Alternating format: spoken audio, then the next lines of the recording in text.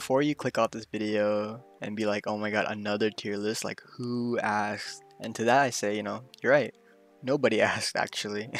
I just decided to make a video. I've been meaning to put out a video where I actually talked more. It's been a while, and my tier list video previously did really well, so I'd like to elaborate on that. Now today's gonna be a more so of a different type of tier list. As you can see, it's more so of a team tier list, like team-oriented tier list. You can probably see in the title too. It's focused on strictly teams.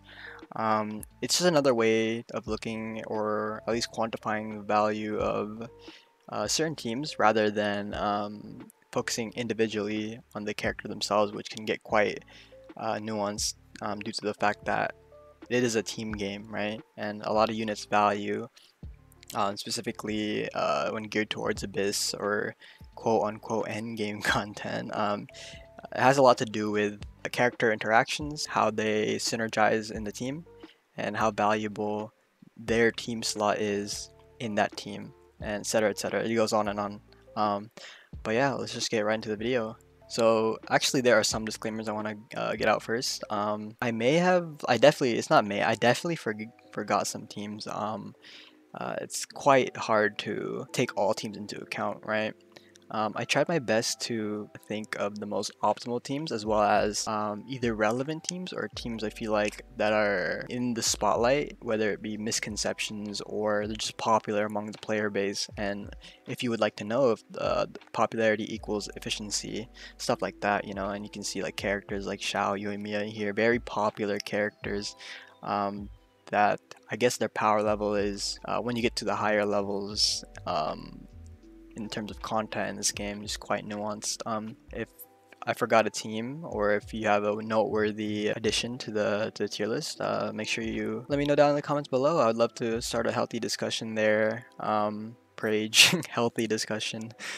But yeah, I would like to just go into or explain what these images mean. So basically, this is Itto Mono Geo. You have Eula here, Hutao variations, whether it be VV Vape or Double Hydro. You have Ayaka Freeze. You have Child, but mostly international, and you have Xiao teams, Yoimiya teams. You have Ayato EC, you have Ayato Soup, you have Tighnari, and you have Ganyu Melt, Hyperbloom, Sucrose. You also have Raiden Hyper. We have Keqing Aggravate. We have Mono Cryo. We have Morgana. We have Sucrose Taser, the OG Taser. Right here you have Raiden National, and you have Sucrose National, and we have Kokomi EC. So let's just start with the easy teams, or the easy S tiers, if you will. Really were no-brainers to me, at least. That would be Child International and Sucrose National. So it's no secret that any national core is very, very strong with all types of content. The thing with Sucrose, I'll get to Child in a bit. The thing with Sucrose is, well, I guess this could be applied with Child as well. It's been fairly good in every iteration of Abyss. You are hard pressed to find a scenario, single target AoE, whatever it may be, that these teams will not work in and clear comfortably. Very, very strong. In terms of Sucrose National, the team is very accessible, comprised of the National Core, which is all 4 stars, on top of Sucrose, which is also a 4-star. Most people have or are able to build this team, let's be honest, right? And especially even now, 3.0 is very, very good on both sides. Very good in AoE and not even that bad in single target, right? Still boasts great damage in single target. And it's just how the team plays out, being able to execute certain things like Global Swirl as well and stuff like that. So there's a lot of options in this team, aside from the standard national rotation, which is fairly straightforward. Thing with Child, I'm pretty sure everyone already knows why Child is good, but I'll go into it more.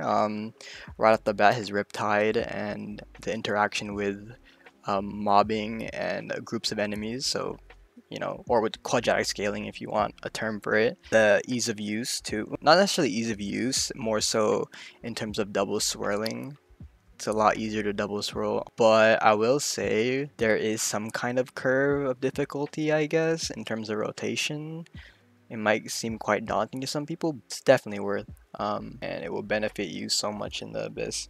It's hard. You'd be hard pressed to find content where Child or Sucrose International or no Sucrose National won't work, stuff like that. So these teams were very easy for me, and I think a lot of people can agree with me here.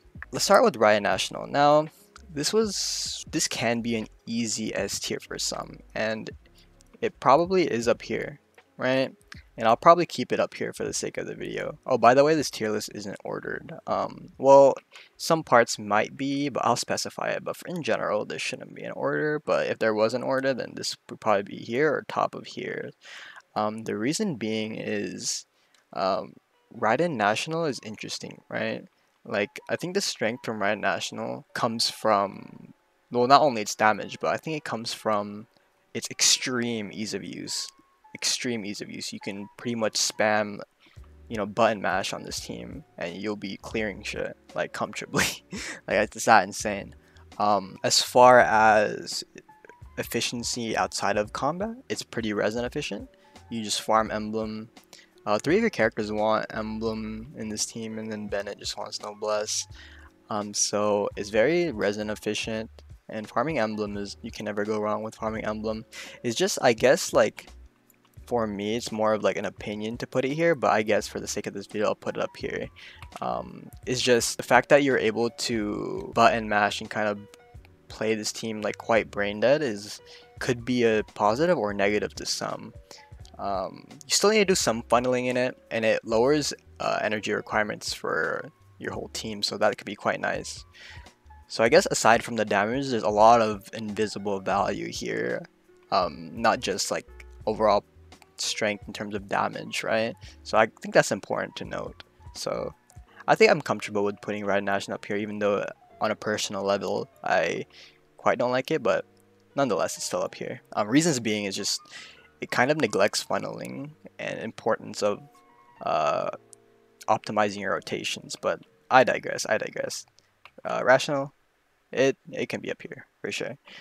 So yeah, that's pretty much it for like this tier. These teams will definitely never let you down. Now, I am debating, or I will probably shift the tier list as it gets filled out. But for now, these are the teams. But for example, the next team like Ayaka Freeze could probably be up here as well, like bottom of like SS, or like will never let you down, because Ayaka Freeze technically won't let you down. Like, it's only been really bad, or Freeze teams in general have only really been bad like as of late, and even then, like, it's still pretty good in content, and they will always be making freezable enemies regardless, right? The only reason why certain things like Venti and Freeze don't work as much is because, a lot heavier enemies can't really be, they're not quote-unquote Ventiable. But in terms of Ayaka Freeze, if you're bringing Ayaka outside of Freeze, you're just doing it wrong.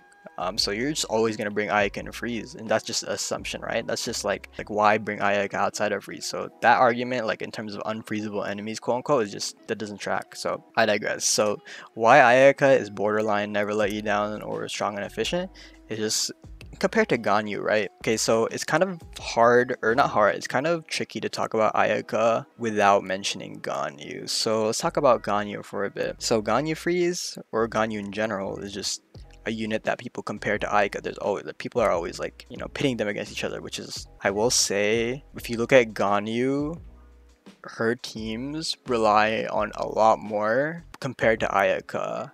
Ayaka really needs just a Hydro and a battery, and that's it. Ganyu Melt, you definitely need Bennett Shielder plus Xiangling Kazuha. Kazuha's limited character, Zhongli's limited character. If you use Bennett Xiangling, you're basically playing a really, really bad Xiangling team, which is just not optimal. But in terms of Ayaka, she can really use any Hydro unit. She can use a Xingqiu, she can use Kokomi, she can use any Cryo battery, really. And when we talk about Freeze for Ganyu, let's be honest here, Ganyu's best Freeze team is Ganyu Venti, because of the burst interaction between the two, right? So if you look at it that way, Ayaka just becomes way more valuable, and as a standalone unit, when paired with characters that aren't wanted, it frees up so much other options for you on your other side, right? This is Abyss tier list.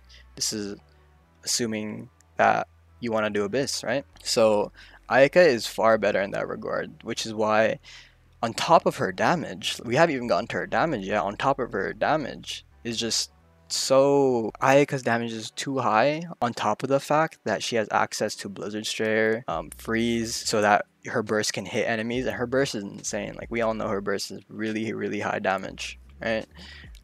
So I guess that's why I value Ayaka so high. And on top of the reasons I mentioned earlier about, you know, the state of freeze and the comparisons to Ganyu, I think there's an argument to be made there that Ayaka is just better.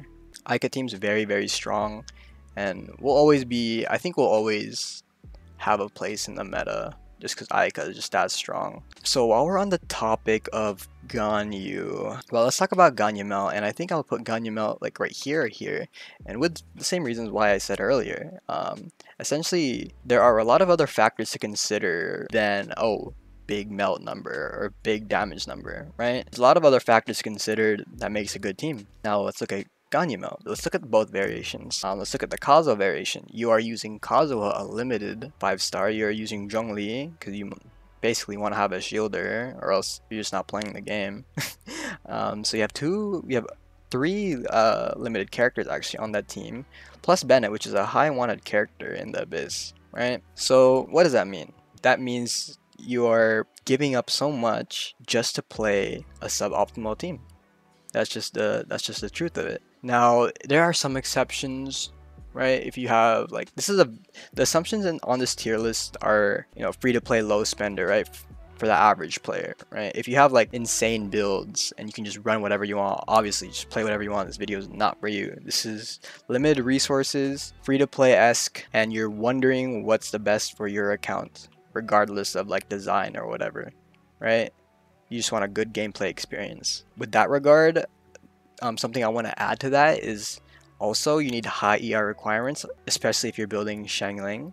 You're basically running Fav on Xiangling and Bennett, and arguably Zhongli, but you can run, you know, more HP on him, so you can run Black Tassel for like more shield. And in regards to the Xiangling variant, which have even talked about, I mentioned it earlier, you're basically playing a worse version of a Xiangling team.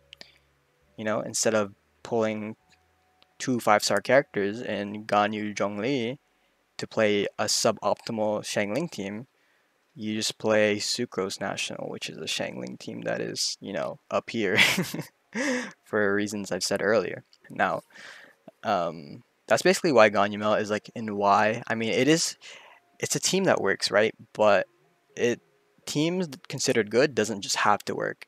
They have to be efficient on most aspects, and you have to take everything into account. You can't just take the big damage into account. It doesn't really matter, but I'll just hot take it and put Ganyu Melt there. I really don't mind putting it there. So the next strong / efficient team I want to mention is Hu Tao teams, whether it be VV Vape or Double Hydro.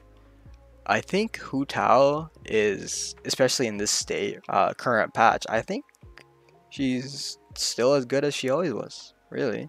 That being said, Double Hydro did have a quote-unquote buff with the resonance, which is, it's like arguable if it's like negligible or not. At the end of the day, you can still say it's a buff, but it's still as strong as it was, right? BB Vape also good as well. Most optimal team probably would be Amber with Elegy, but you can also use like Toma, right? I digress, but I think Hu Tao teams in general are just really, really strong.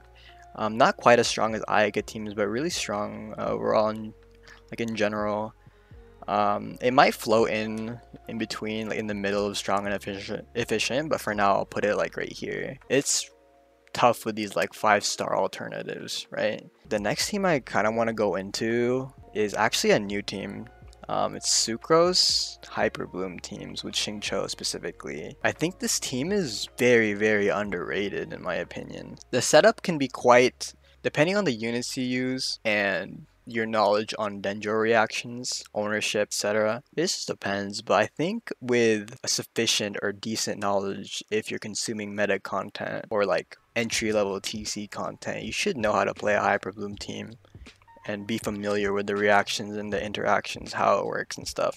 And before I go into the damage, which is not bad actually. I played many variations in both sides, and I would say it obviously performs better in my opinion in AoE and in single target. It can get quite hard to generate bloom seeds, but still, you have another side for that. You have other teams for that, so just keep that in mind. But I think another, or quite a hot take that I don't know how well it will sit, but if you look at original Taser with Sucrose, right? Beidou, Official, Xingqiu, um, the strength of that team, not only in the damage and AoE potential with that team, it's really free to play friendly, right? That's why, you know, OG Taser, like you see a bunch of like OG Taser and reverse melt clears, right? Just to test like how free to play friendly, quote unquote, the Abyss is or whatever. But I think you can argue that this team is more free to play friendly because you have Dendro main character, which right now is like the premier Dendro unit, but it can change in the future definitely because we have so many limited Dendro options at the moment. This could definitely float in between because in terms of calcs, I've been meaning to calc this team, but GC Sim right now, as far as I know, they do not have the Dendro implementations in, which is understandable. It's fine. Also, any TCs below, let me know in the comments if you guys calc like the new Dendro reactions and how that's been. I just would like to know how the experience is, and maybe I'll do it on stream or something. But I don't know. It's kind of tough to put this or rank this somewhere. It's basically just a lot of feels crafting, really, which is like pretty sus. But I don't know. There's no way this team though is like suboptimal, right?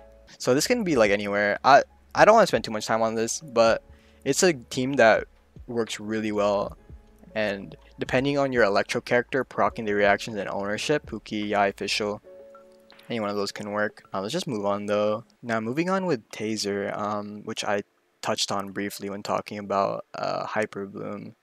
This can also move around.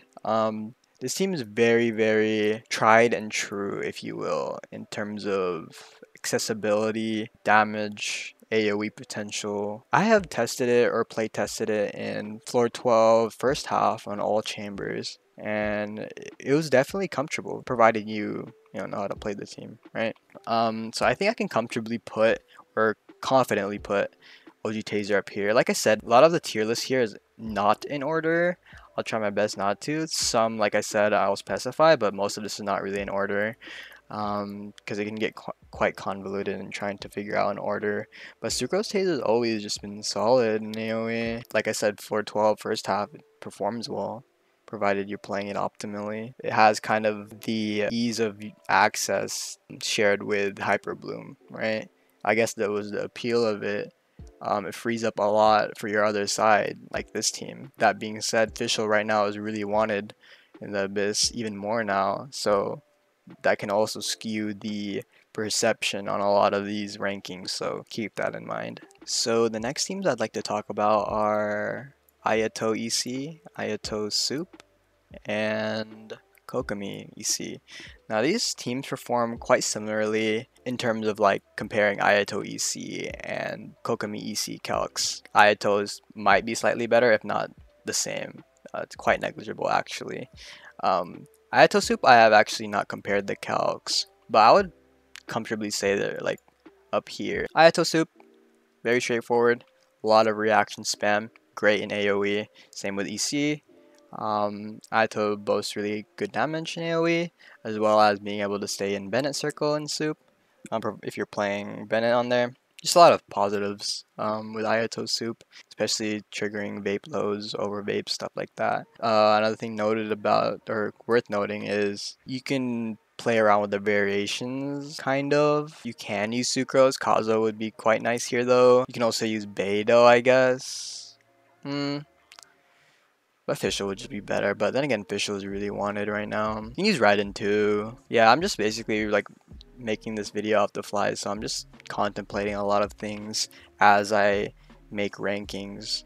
But I digress. A lot of these can be looked at as like quite the same. Ayato Soup can be like in its own right, like on its own here. But in regards to EC, like Ayato and Kokomi EC, quite similar.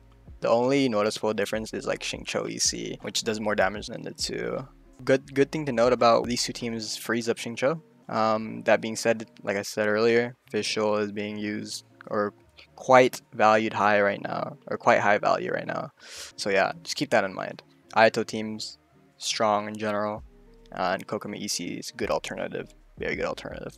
Now let's talk about the last two teams I would put in strong and efficient, and they're kind of hard to gauge. Now these last two teams are actually going to be in order this time.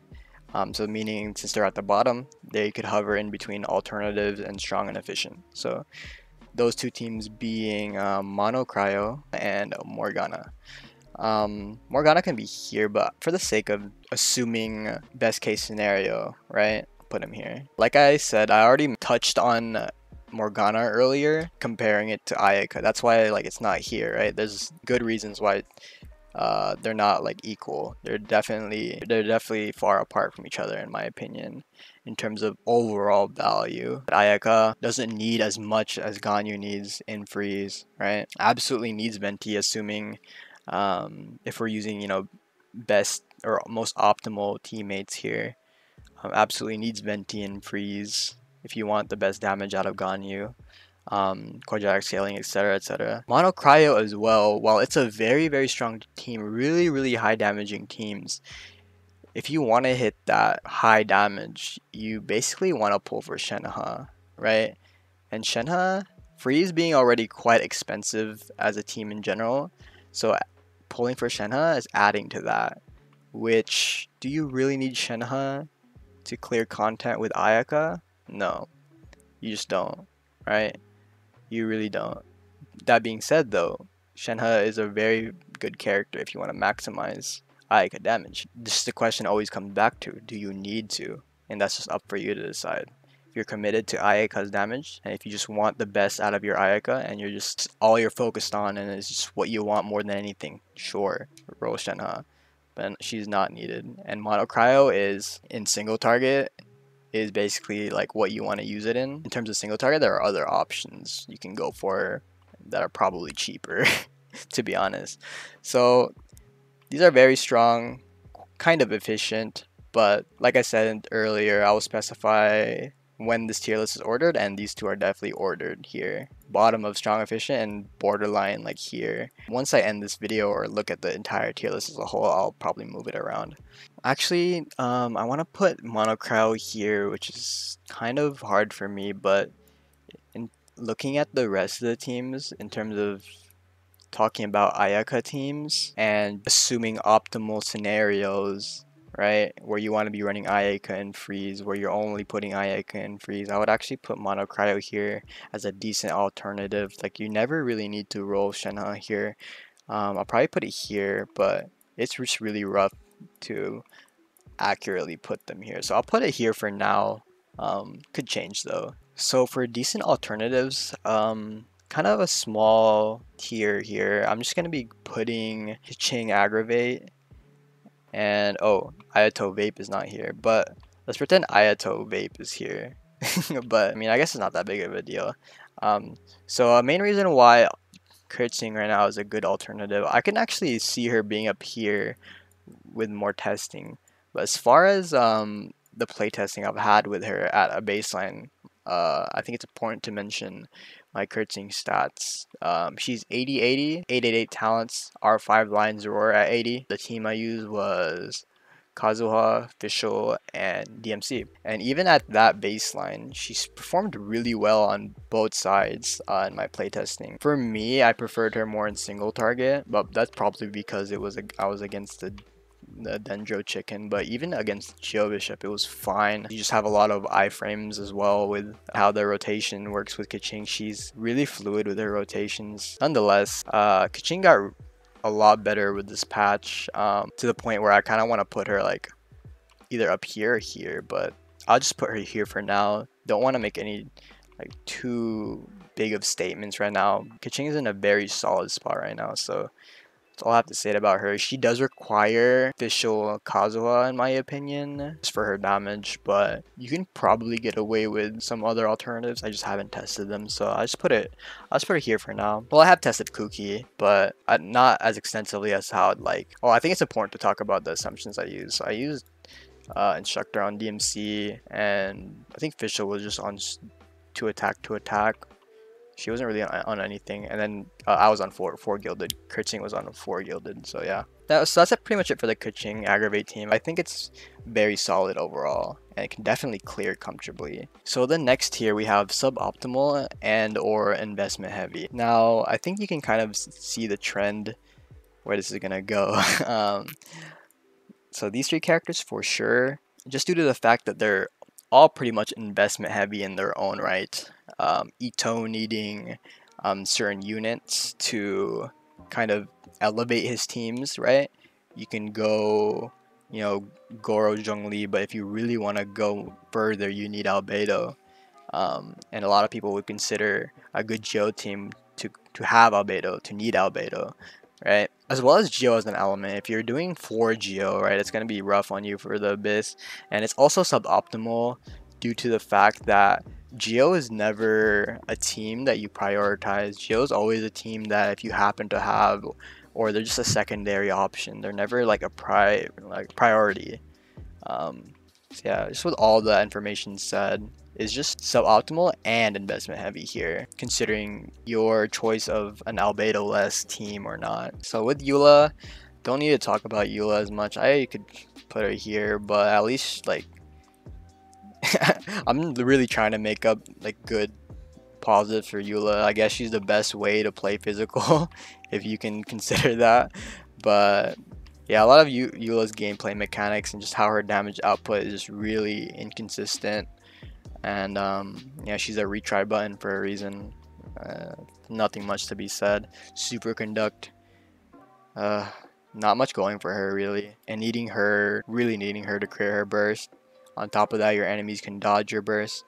Sometimes your enemies can die before your burst. It's just a lot of inconsistency there. Xiao's been the same as always, right? He's a hyper carry. You need to invest a lot into him. Very straightforward. Spends a lot of time on field for very mid damage, in my opinion. A lot of the buffs that he quote-unquote takes advantage of don't even last the full duration of his burst. So there's basically like a good amount of time where you're just straight raw dogging with your damage, not gonna lie. But he's okay in AoE. Like there's some situations where you'd want him, right? Like triple Magu Kenki, stuff like that. But they don't really need to go much into these. It's pretty easy to tell why. Not too much reaction potential in either one. Something kind of controversial I would like to put is either Raiden Hyper here or here. I don't really like Raiden Hyper compared to Raiden's other teams because it is very, very investment heavy, and you can argue suboptimal as well. So let's go down the list here. You absolutely need C6 Sara in this team, which is a tall order to get a C6 4-star, right? You also need Kazuha, which, yeah, it's Kazuha. Like every team wants him. And you also need Bennett, which every team wants him. So you can kind of see where I'm going here with. It's a good team. You can see, wow, you can see big numbers like, wow, that initial slash after you get buffed by C6 Sara and Bennett buff, like holy bat chest. But like in terms of like looking at it as a whole, not really impressed by it. Like, you should see my face right now. I used to play a lot of Raiden Hyper 2 in the beginning. Like obviously as a new player, I'd be like, holy fuck, big damage, so good. But then the more I play this game, it's just like, bro, no. Might put it here. It's like hot take, but for now I'll put it like here. And last and arguably least, well, 2 characters. I put Yoimiya either here, and here and Tighnari here for now as well. Spread is kind of cope right now. He might be worse than Yoimiya because Yoimiya can actually AoE and Tighnari is actually just single target locked for the most part. Let me think about this. Yeah, I think it deserve a Y tier. I think a big thing to note is like after decent alternatives, it's not really an order. It's just like why, or like describing the teams that they're there. Like suboptimal investment heavy tier versus Y tier, could care less who you think is better, man. Like they could all go in Y, but Yoimiya, well, at least Yoimiya can AoE, so in terms of comparing to Tighnari, but they're both about similar in value in my opinion. You can run double Hydra with her, but it's not really Yoimiya. It's just fucking Yellen Shingsho. But yeah, Yoimiya absolutely needing a shielder. Probably one of the only characters in this game that requires a shielder, or else you just grief your damage. Tighnari, when the playtime I've had him with, he feels like a quick swap, kind of. Because you're basically not in the field for that long. You just like pop E or Q, and then you charge attack 3 times, and then like who wants to charge attack, or who wants to like charge attack without the E, right? It just takes too long. I don't know. I think aggravate as a reaction is just better overall than spread. So in the future he can change, but as of now it's just like why? There's so many better teams or Dendro-centric teams, so I am comfortable with putting him in Y. Same with Yoimiya. In terms of options, she is a limited character, keep in mind. So, you know, on top of having Xiangling and being free, you also have Hu Tao, which is, I think, far better. I don't know about far better, but a good amount. Running Yoimiya optimally requires a shield. Ideally, for the shield, you want Zhongli, which is another limited character. The other shields are far too weak. So you basically have to roll Zhongli if you want a consistent Yoimiya team. I'd probably put her here though. I feel like I'm gonna get attacked or something. but I'm fine with putting her suboptimal. That's pretty much it for the tier list, you guys. Like I said, I want to reiterate some things. Apart from these top 2 tiers, the other 3 tiers is not really a specific order. It's just more so describing how the teams and how they function and why they're in this category and stuff. Not really one better than the other, besides like Keqing. Even then, like, better is so subjective. Like, better in what way? So I guess the main orders, or in terms of strong meta reliable teams, are these just top 2 tiers, and everything else is just like pretty nuanced and requires a lot of explanation behind them. But yeah, I hope you guys learned something or opened different avenues of thought when it comes to ranking a team or even characters by ability / strength.